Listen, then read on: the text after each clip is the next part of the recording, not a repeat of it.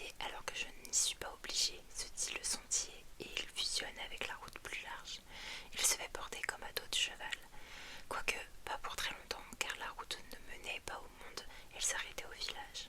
Le sentier la remercie pour le transport et tourne avant d'arriver au village vers les champs. Il était un peu triste car aucune route n'était en vue. Fort heureusement, il rencontre un ruisseau. Le chemin est bien content. Ils courent vers le ruisseau et se sont plus gais. Ils vont ensemble et font la conversation. Le ruisseau fait des clapotis et le chemin parle avec tant d'animation qu'il postillonne des gravillons. Mais le ruisseau ne menait pas non plus jusqu'au monde, il n'allait qu'au lac.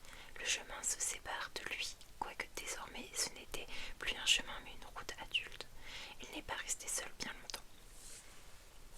Lorsqu'elle ne trouvait pas de copain en bas, elle se trouvait en haut. Elle en trouvait en haut, pardon. C'était des alouettes. En marchant, elles composaient ensemble des chansons, les alouettes avec la mélodie, la route en silence. Mais rien ne dure éternellement. Au fur et à mesure que s'accumulaient les miles, je pense, pardon, les chanteuses devenaient moins nombreuses. Insensiblement, la route était arrivée à une contrée déserte où il n'y avait pas un chat. Tout d'un coup, il n'était plus possible d'aller plus loin. C'était la fin du monde. De chaque côté, des grottes terrifiantes bordaient la route.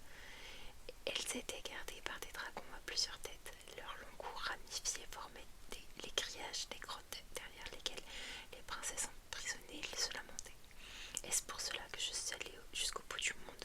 Est-ce pour voir ces monstres et entendre ces lamentables plaintes? Soupira la route, qui ne pouvait rien pour ces malheureuses. Mais c'était une route intelligente qui savait que les autres pouvaient faire ce qu'elle ne pouvait pas. Aussi parlait-elle à tous les héros qu'elle croisait, des larmes qu'elle avait vues à l'autre bout du monde, et elle leur demandait s'ils ne voulaient pas mettre leur force à l'épreuve. Aussitôt le bras du héros lui démangeait et il se lançait mené par la route. Tous y trouvaient leur compte. Non seulement ils voyaient le monde, mais ils voyaient les têtes de dragons voler au pays où il n'y avait pas un chat. Une douce récompense, ils attendaient à chaque héros sa princesse comme une rose épanouie. Voilà. Je trouve vraiment que c'est la façon que c'est écrit, c'est trop joli. Et là, donc du coup, je vais lire la deuxième histoire. C'est Une belle au bois dormant hivernale. Donc comme ça, on est un peu dans le thème. Vous connaissez certainement La Belle au bois dormant. C'est un conte d'été plein de roses. Couchée parmi ces roses, La Belle au bois dormant rêve son interminable rêve sur le prince charmant. J'en connais un autre, un conte d'hiver. La belle y dort son églantier, sous un étredon blanc comme neige. C'est là qu'elle a le plus chaud en hiver, là que son rêve est le plus rose. Je vais me remettre comme ça. C'est comme un églantier en hiver, comme un grand feu qui lance des étincelles. Les grandes étincelles rouges empêchent que le froid ne s'approche, que les joues roses de la princesse ne s'approche des joues roses de la princesse. Pardon.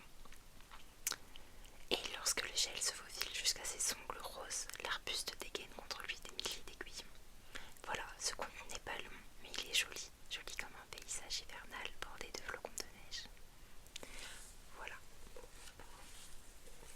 Donc si ça vous a plu, je pense, de toute façon, moi ça me plaît beaucoup ces histoires-là. Donc je pense que je vais me faire encore au moins une ou deux vidéos. Et ce sera tout pour aujourd'hui. C'était très court et très très simple, mais j'ai adoré filmer cette vidéo. Parce que le livre, je l'ai déjà lu quand j'étais plus jeune, mais je me rappelle plus du tout des histoires. Je les redécouvre et en fait il est tellement